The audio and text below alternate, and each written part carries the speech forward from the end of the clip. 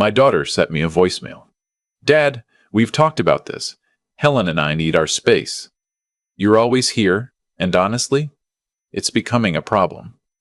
I saved that message, played it back 3 times, then I smiled, walked to my home office, and started making phone calls that would change everything. 6 weeks later, my daughter and her husband learned what it actually cost to burn a bridge with the man who built it. Before we go any further, if you're new here, subscribe to the channel and drop a comment telling me what time it is where you're watching from. I read every single one.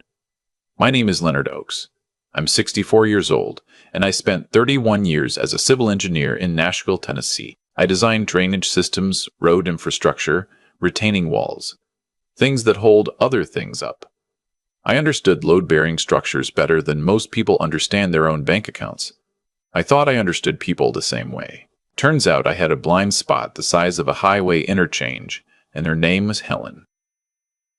My daughter Claire was the kind of child who made parenting feel like a reward.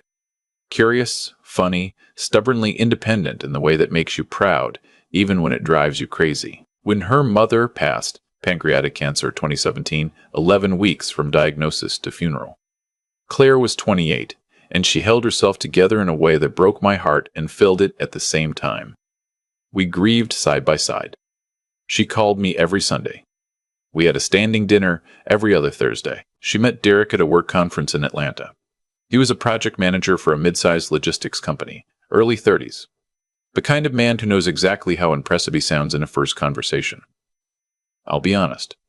I liked him at first. He asked good questions, made Claire laugh, seemed to have ambition. When they got engaged, I flew to Atlanta to celebrate, paid for the rehearsal dinner, gave them a check that covered a substantial portion of the wedding. The warning signs came slowly, the way water damage does. You don't notice it until the wall is already soft. The first one I ignored 3 months after the wedding. Derek mentioned, casually, that they were looking at houses in my neighborhood. Not near my neighborhood. In it, he made it sound like coincidence. I found out later he'd researched property values on my street specifically. They bought a house 4 blocks away. I told myself that was just life. Young couple wanting to stay close to family. I helped them move, bought them furniture, gave them my pressure washer and my good drill set because Derek said he was really into home projects. I never saw either tool again. The second warning sign, Derek stopped working in March of 2022. He called it a strategic pause, said the logistics industry was shifting, and he was going to consult independently while he figured out his next move. That next move took 2 years to not happen. During those 2 years, Claire's salary as an architect carried everything, and I subsidized the rest. Dinners, a car repair, 2 months of their HOA fees when things got tight, a loan for Derek's consulting website that went nowhere. I told myself this was temporary. People go through transitions. Families help each other. The third warning sign, the one I should have acted on. Derek began referring to my house as the family home. Not to my face in the way you say something casual and revelatory at the same time. I heard it at a barbecue. Someone asked where they were thinking of moving if they ever left Nashville. Derek said, "Oh, we'll probably just end up in the family home eventually." He said it the way people talk about furniture they've already mentally claimed. I remember standing by the grill with a spatula in my hand, turning that sentence over in my head. The family home.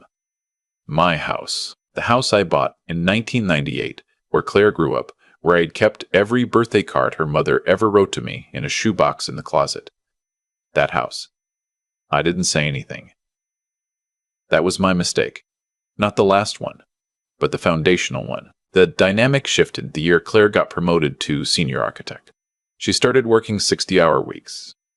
Derek filled his time with what he called managing the household, which meant he was present everywhere and useful nowhere. When I'd stop by, I'd find him on the couch with his laptop open.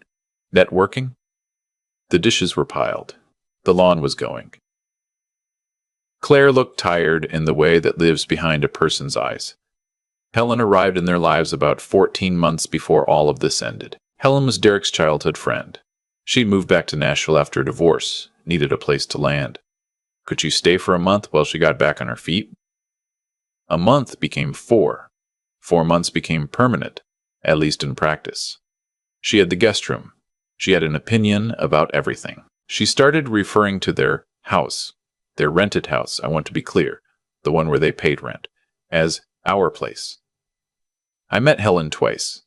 Both times she looked at me the way people look at something they've decided they don't need to be polite to. She wasn't rude exactly.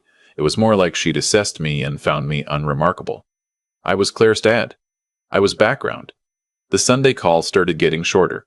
Thursday dinner started getting canceled. First occasionally, then reliably. Derek would text Claire's phone with some reason. Helen needed the car. They had plans. Claire wasn't feeling well. I stopped hearing it from Claire directly. One evening in January, I stopped by unannounced. Something I'd done my whole life, always welcome before, and found Helen in the kitchen cooking, Derek on the couch, and Claire not yet home from work. Helen looked at me when I walked in and said, "Oh, we weren't expecting you." Not unkind, just informative. Like I was a delivery that had arrived at the wrong window. I left before Claire got home. Then came the voicemail. I was at my workbench. I restore old furniture, have for 20 years. It's the thing I do when I need to think. And my phone lit up with Claire's name. I answered, but it went to voicemail instead. I figured she'd called by accident, but then I listened to the message. "Dad, we've talked about this." We hadn't, not directly, not formally. "Helen and I need our space. You're always here, and honestly, it's becoming a problem. Derek thinks you should maybe call before coming over, or, I don't know, just give us some room. We're figuring out our dynamic, and it's hard when you just show up. I love you, but..." She didn't finish the sentence. Just, but. Like the rest was obvious. I sat with that for a long time. Helen and I need our space. Not we, in the sense of Claire and Derek. Helen and I. The guest who'd become a fixture had become the co-owner of my daughter's household, and my daughter was delivering her message. I played the voicemail twice more. Then I set the phone on the workbench. My wife built furniture with me sometimes, in the early years. She had a way of running her hand along a joint to feel if it was true. If it wasn't, she'd tap it with 2 fingers and say, "Weak here." She was right every time. I thought about her then, standing in my workbench room, and I thought, weak here. The whole structure was weak, and I'd been leaning on it like it was load-bearing. I didn't call Claire back that night. I sat at my workbench and I made a list. Not angry, not dramatic, just a list. The same way I used to list variables on an engineering project.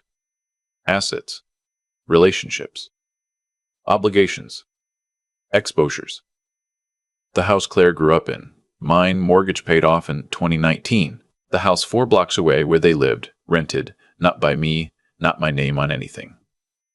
The loans and gifts I'd given Derek over 2 years, approximately $23,400, none of it documented in writing because I'd been operating on trust, which I now recognized was its own kind of structural flaw. My will, written in 2018, unchanged, still listing Claire as primary beneficiary of everything. The house, my pension distribution, my investment accounts, a collection of restored antique furniture worth more than people assume. I picked up the phone and called my attorney. Not that night. The next morning, 8:03 a.m., the first call of the day. Thomas Garrett had been my attorney since I bought my first rental property in 2004. He knew my financial situation completely. He was not the kind of man who offered reassurance. He offered facts, which is what I needed. "Thomas," I said, "I need to review some documents, estate planning primarily, and I want to discuss options for a property transfer." He said, "What's changed?" I told him about the voicemail. He listened without commenting. Then he said, "Come in Thursday."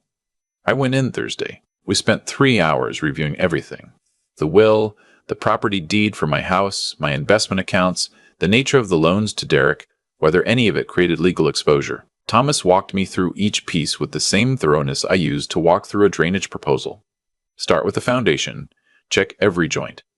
By the end of that meeting, I understood exactly what I had, what was mine legally and unambiguously, and what I could do with it. That afternoon, I drove to a small coffee shop near my office. My old office, I should say. I consult now. And I sat in a corner booth and I wrote a letter to Claire. Not a legal document, a personal letter, 2 pages, the kind I used to write when she was in college and struggling and needed something that felt more permanent than a text message. I wrote about her mother. I wrote about what I understood a family to be. I wrote that I had received her voicemail, that I understood she was navigating a difficult living situation, and that I wanted to be clear with her about what our relationship actually was and what it wasn't. I told her I loved her. I told her that love and obligation weren't the same thing, and that I'd spent a long time letting someone confuse the two on my behalf. I told her I was making some changes, and that she should feel free to call when she was ready to talk. I mailed it. Physical letter, first-class stamp, no return address because she knows where I live. The changes I made took 4 weeks to fully execute. First, I updated my will. My estate attorney was specific and careful. Claire remained a beneficiary, but the structure changed entirely. The house would go to a charitable trust I'd established, a fund for engineering scholarships at the university where I got my degree. My investment accounts were redistributed. A portion went to Claire, a smaller portion than before, and structured in a way that required her to be not legally married to Derek at the time of distribution, which Thomas said was unusual, but entirely enforceable. The antique furniture collection went to my sister's kids, who'd always shown genuine interest in it. If Derek ever stood to inherit anything through Claire, that path was narrowed to almost nothing. Second, the loans. Thomas helped me draft formal demand letters for the $23,400. Not aggressive. Factual. These were loans, not gifts. I had records of the transfers, and I was formally requesting repayment per the terms of what was, in legal language, an oral agreement substantiated by documented financial transfers. Derek would know, the moment he received that letter, that I had records. Every Venmo transfer. Every bank wire. Every check. Third, I called the rental management company that owned the house 4 blocks away. Not to cause trouble. I had no legal standing there, but I knew the property manager, a man named Franklin, from a neighborhood association years back. I called him to ask a general question about the lease terms on that property, just to understand the landscape. Franklin mentioned, in passing, that they were actually considering selling the property. The owners were looking for offers. I asked if they'd considered a cash offer with a short close. We talked for 45 minutes. I didn't buy that house. I want to be clear about that. I considered it, but it wasn't necessary and it wouldn't have been right. I mentioned the call because it clarified something for me. I had options I hadn't been using. I'd been passive for 2 years, absorbing and adjusting, and meanwhile, I had resources and relationships I simply hadn't deployed. Understanding your leverage and using your leverage are 2 different things. I'd understood mine. Now I was using it. Claire called on a Tuesday, 3 weeks after I sent the letter.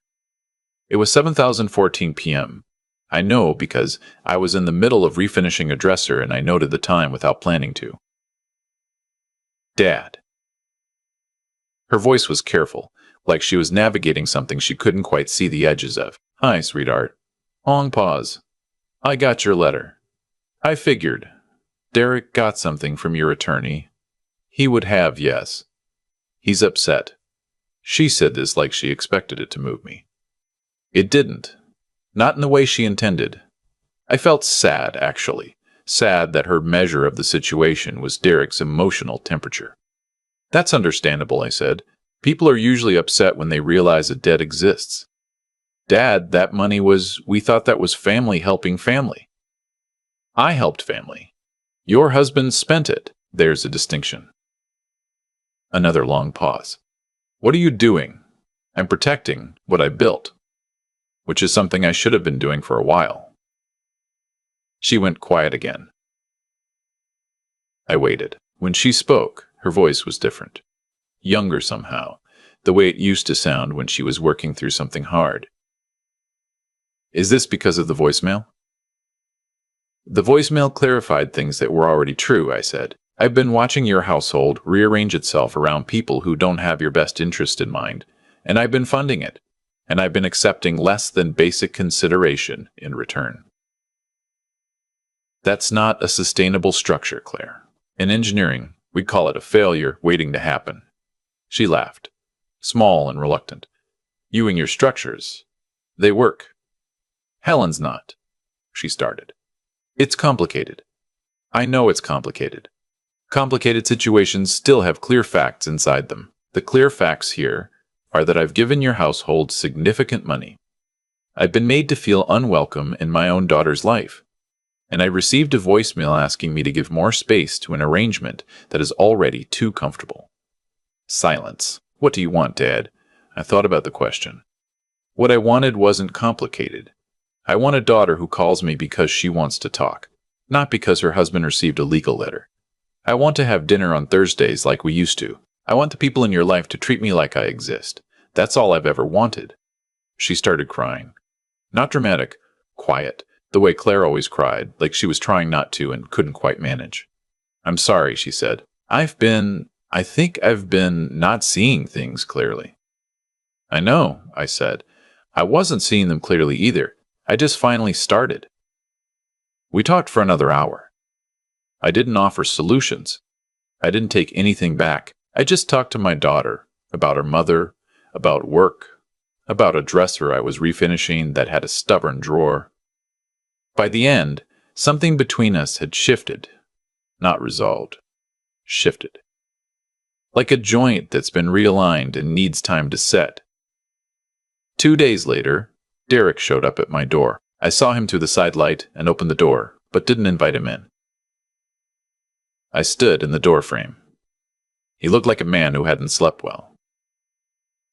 He was wearing the jacket he always wore, to things he considered important. We need to talk, he said. Okay. About the letter from your attorney. That money, you can't seriously. I can, I said. And I am. The records are clear and the amounts are documented. We're family. He said it like a trump card. Family is a relationship, I said. It's not a financial arrangement. You've been treating it like the second thing while neglecting the first. His jaw tightened. Claire's upset. I know. I talked to her. This is going to cause real problems for us. The timing. I'm in the middle of getting something off the ground, a new opportunity, and if you're pursuing this, Derek. I kept my voice level. The only thing I'm pursuing is an honest accounting of what's been given and what's been taken. If that causes problems for your timeline, you might consider whether your timeline was built on a foundation that was never yours to use. He stared at me. He was waiting for me to soften, I think. To do what I'd always done, which was find a way to smooth things over. I waited instead. Helen told Claire you'd do this, he said finally. She said you'd weaponize your money eventually. I almost laughed. Helen has been living in your house for over a year, has no financial stake in anything, and has been positioning herself as an authority on my motivations. That's interesting. He opened his mouth, closed it. I'm going back to work, I said. Thomas Garrett's contact information is on the letter. That's the appropriate channel now. I closed the door. Not slammed, closed the way you close something you decided is finished. The legal process moved steadily. Derek found a lawyer, a younger guy, from what Thomas told me, less experienced with civil matters, who sent a letter claiming the transfers constituted gifts rather than loans, and that there was no documentation of repayment terms. Thomas responded with the full financial records, the text messages where Derek had explicitly asked to borrow money, including one where he'd written, "I'll pay you back when the business picks up, I swear," which is not a gift. It's a promise. After 2 weeks of letters back and forth, Derek's attorney went quiet. Thomas said that usually means they're reconsidering. It meant Derek was reconsidering. 4 weeks after my conversation at the front door, Derek and Helen moved out of the house 4 blocks away. I didn't know this was coming. Claire told me on a Thursday dinner that she'd finally agreed to have. Just the 2 of us at a Thai place we used to go to when she was in college. She said it carefully, like she was bracing for my reaction. Derek and Helen found a place together in Brentwood. They moved last weekend. I put down my fork. Together. She was... yeah. Claire looked at her plate. Apparently they've been... I don't know. A while. I didn't say anything right away. I thought about Derek calling me family, while sleeping under the same roof as a woman who'd been systematically edging me out of my daughter's life. I thought about how long that must have been going on. "How are you?" I asked. "Honestly?" She looked up. Relieved. I didn't realize how much weight I'd been carrying until it left. I knew that feeling exactly. The divorce took 4 months. It was relatively clean. They hadn't been married long enough for assets to be significantly entangled, and Derek, having received Thomas's letter and understood where the financial ground actually stood, was not in a position to push hard on anything. He owed me $23,400. That debt didn't disappear with the marriage. Claire moved into a smaller place closer to downtown. She called me more. Not every Sunday, but more. The Thursday dinners came back. Sometimes weekly, sometimes every other week.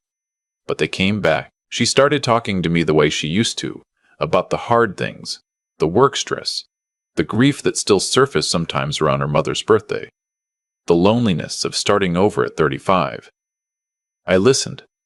I didn't offer to fix anything. I just listened. One evening in April, she came over for dinner and helped me in the workbench while I finished a rocking chair I'd been restoring since the fall. A beautiful old thing, white oak, made sometime in the 1950s, found at an estate sale. She sat on an overturned crate and handed me tools when I asked. "Can I ask you something?" she said. "Sure. When you got that voicemail, the one I left, were you angry?" I thought about it. "For about 20 minutes, I said. Then I was just clear. Clear how? Clear about what was actually happening. I fit a new peg into a loose joint, tapped it with a mallet twice. I'd been telling myself a story about the situation that was more comfortable than the true one. Your voicemail made the true one impossible to ignore." She was quiet for a moment. I was repeating what Helen told me to say. I didn't even realize it at the time. "I know. I'm sorry, Dad." I set down the mallet. "I know you are. I accepted that a while ago." She nodded. Handed me the next clamp without being asked. We worked until 11. When she left, she hugged me in the doorway longer than usual. I stood there for a moment after she drove away, in the quiet of my house, listening to absolutely nothing, and felt the particular piece of a structure that had been repaired correctly, not patched, not covered over, but taken apart, assessed honestly, and rebuilt from true. I updated my will again in June. Thomas raised an eyebrow at the new version. "Restoring Claire's full share?" he asked. "She earned it back," I said. He made a note. Didn't comment further. Derek repaid $8,000 of the debt in a lump sum settlement. Not the full amount, but what Thomas recommended accepting given the cost of pursuing it further versus the return. The remaining balance was formally forgiven in writing, which created a clean legal record and, more importantly, a clean break. No ongoing connection, no reason for Derek to ever need to contact me again. Helen, I heard through a mutual Nashville acquaintance, had moved back to wherever she'd come from before her divorce. The Instagram account she'd run, full of lifestyle content about living your best life and cutting out toxic relationships, went private. The rocking chair I restored that winter is on my front porch now. I sit in it sometimes in the morning with coffee, before the neighborhood gets moving, when it's just the birds and the sound of everything staying still. I thought I'd feel something more dramatic about how all of it ended. Satisfaction, vindication, closure with a capital C. What I actually feel is simpler than that.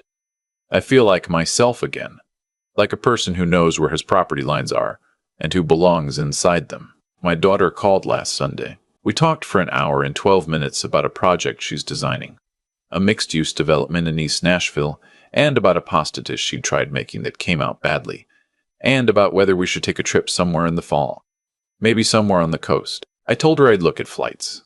She said, "Dad, you don't have to." "I want to," I said. "That's different." She laughed. It sounded like her.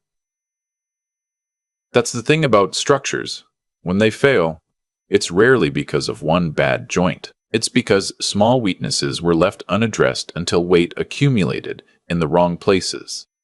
Fix them correctly, and what you're left with isn't weaker. It's truer than it was before. If this story resonated with you, please like the video and subscribe to the channel. Drop a comment and let me know where you're watching from. And if you want to hear the next story, it's right over there. Thank you for being here. I've been thinking lately about what it actually means to enable someone. Not in the clinical sense, just the plain, daily version of it. Every time I covered a bill, Derek didn't ask for, but expected. Every time I showed up to help and left feeling like I'd imposed, every time I accepted less consideration than I'd give a stranger, I was teaching them something. I was teaching them that I had no floor, that there was no level of dismissal that would change anything. That my love was unconditional in the worst possible sense. Unconditional on their behavior, unconditional on basic decency, unconditional on anything at all. That's not love. That's a system with no feedback loop. What finally broke it was an anger. I want to be honest about that, because people expect a story like this to be about fury, about someone reaching a breaking point and lashing out. That's not what happened. What happened was clarity. Claire's voicemail. Dad, you're becoming a problem. Landed and something in me went quiet and still. Not cold. Quiet. The way a room goes quiet when you finally hear what's actually been said underneath all the other noise. The actions I took afterward weren't punishments. I want to be clear about that too. Updating my will, sending the demand letter, having an honest conversation with my daughter instead of another comfortable one. Those were corrections. I was an engineer for 31 years. I know the difference between demolishing a structure and fixing one. I wasn't trying to destroy anything. I was trying to stop pretending the existing structure was sound. What I learned through all of it is that integrity has a cost, and that cost is usually comfort. The comfortable thing, always, was to let it go, write another check, give more space, make fewer demands. The integrity thing was to say, this is what's actually happening, these are the actual facts, and I am going to act in accordance with them. That's harder than it sounds when the person on the other side is your daughter. When the voice on the voicemail is someone you taught to ride a bike, and watched graduate and held in a hospital room when her mother was dying. But here's what I know now, that I didn't let myself know then. You can love someone completely, and still refuse to be treated poorly by them. Those two things are not in conflict. Pretending they are is how Derek and Helen thrived in my daughter's house, for as long as they did. Because Claire had been raised to believe that loving her father meant protecting his feelings, and Derek understood that and used it. And I had been too willing to absorb the result rather than name it. The thing about cause and effect, and I mean the plain non-mystical version of it, just actions producing outcomes, is that it runs in both directions. Their choices produce consequences. But so did mine. Every time I stayed quiet, I produced a consequence. Every time I softened something that needed to stay firm, I produced a consequence. I was not a passive actor in how things got as bad as they did. Owning that part is harder than being angry at Derek. Being angry at Derek was easy. Looking at the 2 years of my own choices that made his behavior possible, that took something else. Call it honesty. Call it the particular kind of courage that doesn't look like courage from the outside, because it's mostly just sitting still and telling yourself the truth. Claire and I are in a different place now. Not the same place we were before Derek. Not some idealized version of a father-daughter relationship. A real place, with real history in it, including the part where she left me a voicemail that changed everything. I think that history is actually part of what makes it solid now. We've seen what happens when things go wrong between us, and we've both decided it's worth the work to make sure they don't again. That's enough. That's more than enough.